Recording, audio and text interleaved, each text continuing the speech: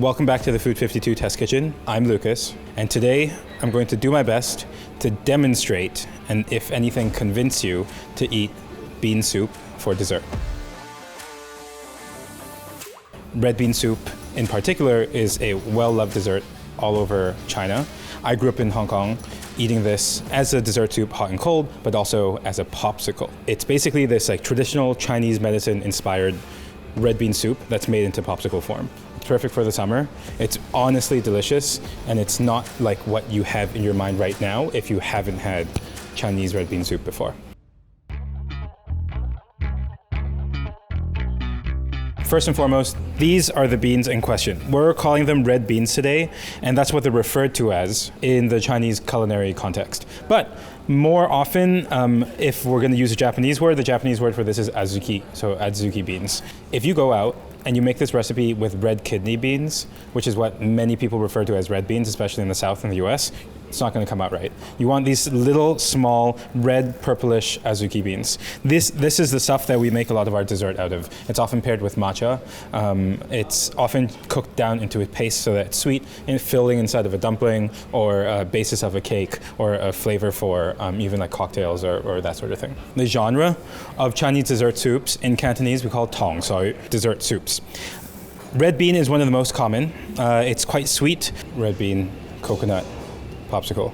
Really want to know why there's a Chinese medicine undercurrent to all of this, namely that red beans are the color red, and under the 5 elements, red is associated with your heart. It's also associated with flame, also like fire.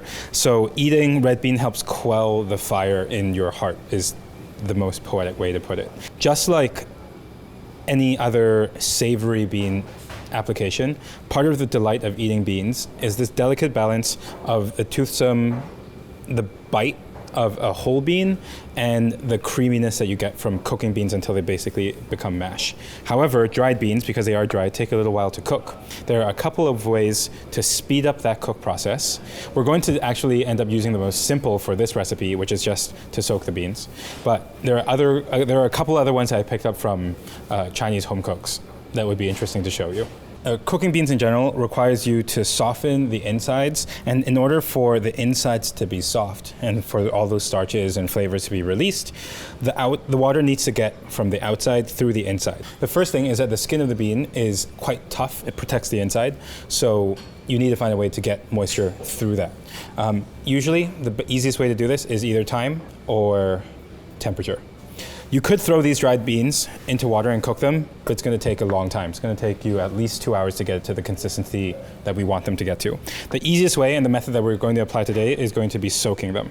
All you have to do is measure out the amount of beans that you need. In this case, for one recipe, I believe it's 2 cups of dried red beans. Soak them in water overnight. At least cover them by twice the amount of water because they're going to expand in size. Here is the dried, and here is the soaked.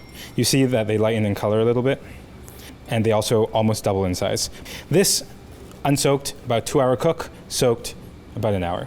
Bonus tip, this is something that I've picked up from a Chinese home cook over in Shanghai, but some people who cook beans a lot, especially for dessert or even for savory purposes, they soak their beans and then they freeze them with the water and have them prepped out like this. If you want to cut down the cooking time of the beans even further, you can take your soaked beans and freeze them. Again, soaking the beans means that the bean is saturated with water. As it gets heated up, water comes from inside out, helps you break it up a little bit more easy, right? If you freeze them, the water that's inside of that bean is going to crystallize, therefore puncturing the cell walls and opening up even further. You can either freeze them with water like we've done here, or you can just take these soaked beans, even the ones that you've soaked and you haven't used, put them in the bag and throw them in the freezer. They're going to cook even quicker the next day. And in terms of defrosting them, the easiest way, if you've soaked them in water like this, is to just pour hot water over them on a tray.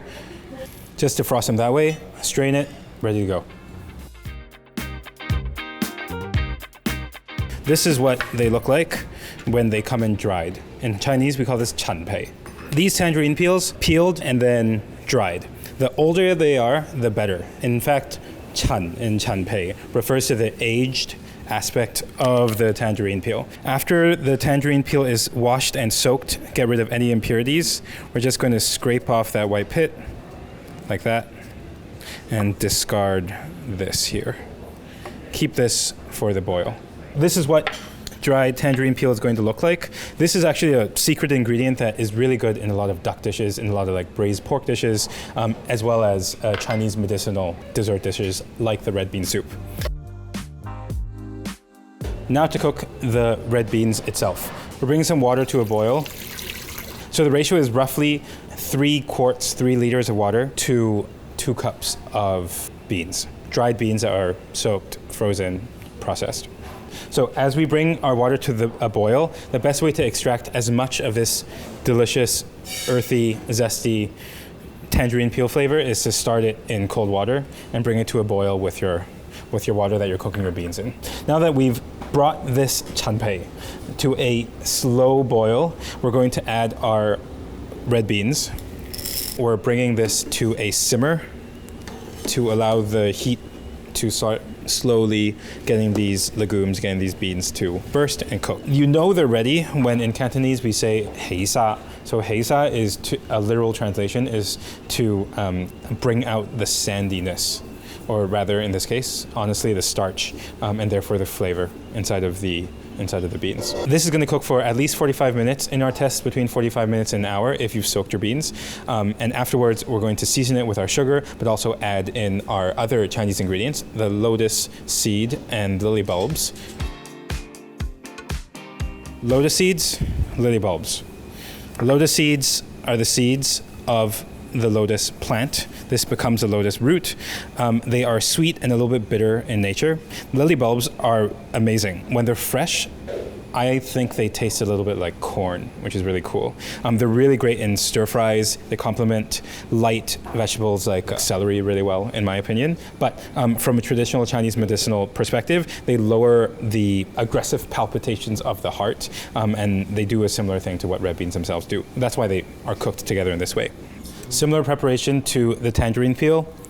Many of these ingredients come in dried. We're soaking them so that they cook more quickly.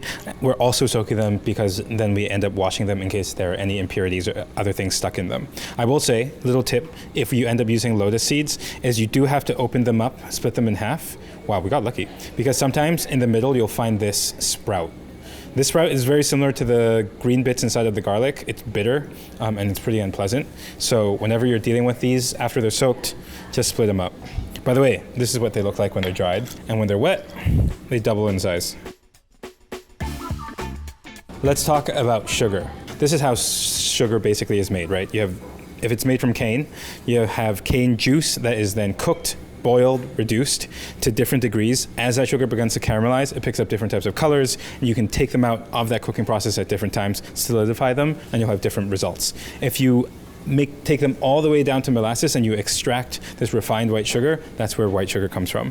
This is pintong, which is sometimes called jaggery, also sometimes called candied brown sugar. This is what you end up getting. It comes in a packet. They almost look like cake pieces. They almost look like they have layers. This is the darkest brown one, and you can get one that's a little bit lighter brown. This is one of my favorite types of sugars to cook with. It's a little bit molassesy. It's deeper in flavor. It's got a little bit of that caramel. It's not as sweet as refined sugar. So it's really, really wonderful for a well-rounded base level of sweetness.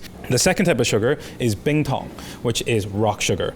This is a modern type of rock sugar where they've made them into pellets, so they're a little bit easier to use. It is not as sweet as white sugar. In my head, it's about half of the sweetness, but it is, as you can tell, a little bit yellow, so it has a little bit of that caramel molasses flavor, but it's a really nice complement and very traditional in Chinese cooking. I think that you can replace this with white sugar, and most people will not tell the difference. Jaggery, on the other hand, or brown rock sugar, whatever people like to call it, cannot be replaced. It's almost like palm sugar in Thai cooking. If you use another type of sugar, people will notice because it doesn't have that body and doesn't have that carameliness. The closest thing that some people can get now in Asian supermarkets, if you can't find this, is what is sometimes sold as black sugar or brown sugar. Black sugar is the Okinawan Japanese term. This is the Taiwanese term, which is they call it brown sugar, but as you can tell, it's significantly more brown than what's sold as brown sugar in most Western supermarkets. Brown sugar that's sold in most Western supermarkets is a refined brown sugar, which is white sugar that has molasses added back into it. This is taken out of the sugar making process before the sugar crystals are refined. I think the molasses flavor is a little bit more pronounced. This is what's popular in bubble tea these days. We call it black sugar using the Japanese term, but it's sold as brown sugar, Taiwanese brown sugar, and it looks like this. This is a substitute for the jaggery. 1 hour later, this is what the red bean looks like. In Cantonese, we are looking for heisa, so we're looking for the sand texture to come out. We're looking for that starch to be released. You can tell that the liquid is not watery anymore. It's a little bit thicker. And when you look at the beans themselves, they have exploded. They have broken apart and the flesh is starting to separate from the skin. That's what you want. The amount of water that's in the recipe should be sufficient for you to not have to add water, but depending on what type of beans you have and how hot you're actually cooking the thing, it may over-reduce and you may find it a little bit dry. If it doesn't look like this, you need to be adding water for it to finish cooking. You definitely need the beans to be cooked to at least this consistency, but you definitely don't want it to burn, so add water as necessary. I'm aiming at the end to have about at least 1 quart or 1 liter of soup. First, let's remove the tangerine peel. I think chopsticks are the easiest way to do so. Okay, tangerine peel is out, and now we're going to mash this up a little bit. 2 ways you can do this. The restaurant hack way is to scoop out half of these beans, stick an immersion blender in there, or hand blender, and blend them up, get a creamy consistency. That's how a factory would do it, that's how a restaurant would do it.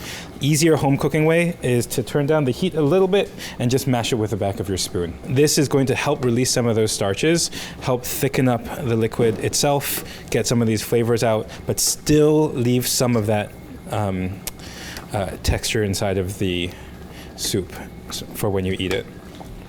First things first is our jaggery, and then the rock sugar or the white sugar, whatever you're using. Stir that up, let all of it melt, and at this time we're also going to add our halved lotus seeds and our lily bulbs. Since those ingredients are soaked, this is only going to need to cook for another 15 to 20 minutes. Once that's done, we can cool this down and we'll put them in popsicle molds. We should mention this. You can stop after this is cooked. Take this out, drink it either chilled or hot with a spoon in a bowl, and that will be a very traditional Cantonese red bean soup. Putting it into the popsicle mold is a question of nostalgia, but it's also a question of seasonality and something that I grew up eating. While we're finishing off the cook of the red bean soup, we're going to sweeten a little bit of a coconut topping. All it is coconut milk and or cream with a little bit of sugar. Oftentimes you'll find coconut milk or even milk or cream mixed into the red bean before it goes inside of the popsicle, but I think having it on the top, we're going to make a little white layer before the red bean. I think it just looks cute. Just a little bit of heat will do the trick.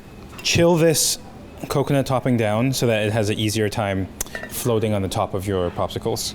Just throw this in the fridge. And now we're gonna fill the popsicle molds. But we're just filling them up to about at least 3/4 of the way so that we can put that sweet coconut cream, coconut milk topping over the top so it looks white and then red. One of the highest praises of dessert in southern China is that it's not too sweet. You have a very small amount. It's not seasoned so aggressively, but it's a nice, healthy, wellness feeling end to the meal. If you want this to be a nice, neat line, we can throw this into the freezer, give it maybe an hour, and let this begin to set so that we can put a nice, neat coconut layer over the top. Or if you don't mind it cascading a little bit, you can actually put them down and put them in right now. So, half frozen popsicle sticks. Here's the coconut topping. Leave yourself a little bit of room because you need a little bit of space for the popsicle stick to go in, but try to get that in the center as much as possible. And we can just get these frozen. Put the whole thing in the freezer for at least 6 hours to get the whole thing properly frozen. Overnight, to be honest, to be safe. Okay, so we have, at the end of all of this, frozen red bean popsicles and a soup that is basically an unfrozen popsicle that looks a little bit like this. So some red bean Sichuan still, but it's sweetened with the jaggery or the black sugar and then the rock sugar / white sugar. Deep, medicinal, slightly bitter from the tangerine peel. All in all, I find this to be a very satisfying and nostalgic end to a Chinese meal in particular. It's very gentle. It's not as aggressive as many desserts. It's also usually served hot or warm, which means that it just goes down easy and brings your body down post-meal, if that makes sense. Next step is to unmold the red bean popsicles. Easiest way to do it, some warm / hot water. Dip it in there for a couple of seconds so it releases. You can see it release, actually. And just shimmy it out. There you go. Red bean coconut popsicle.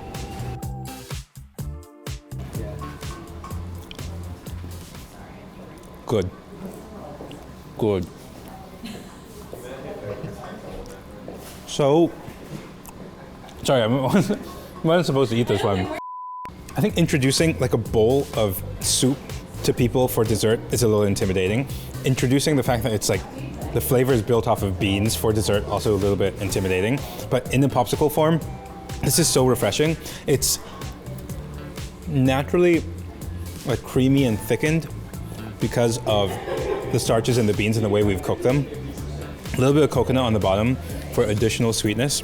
This is so approachable, and it's so, it just hits a very like deep part of my soul that's just about nostalgia. Grab the recipe off food52.com. It's also in the description below. Get these things in the freezer, wait for them to freeze. Have a great summer. Does anybody need a popsicle?